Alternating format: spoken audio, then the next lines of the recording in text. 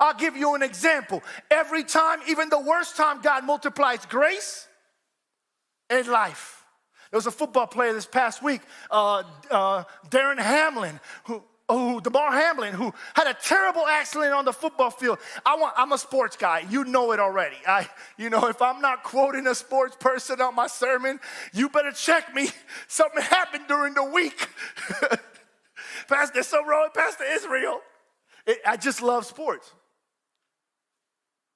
And this young man collapsed on the field. The first thing that happened on the field was the entire team prayed. I don't know if they're all believers, but I tell you this, they prayed. Grace multiplied, life multiplied. Even the people who were watching the game who weren't believers, they saw somebody pray. There were signs right after the moment that said, pray for Damar.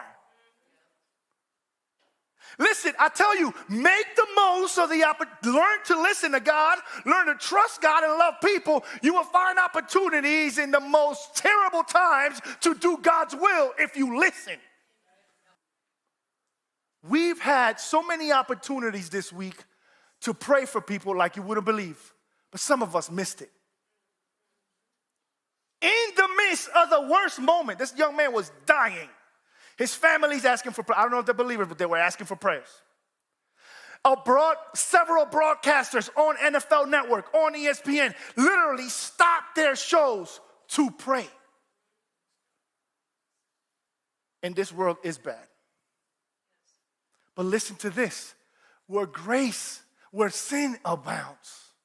Think about this. As worse as the moment could be, grace is even more. In the worst moment, God multiplies grace and raises life.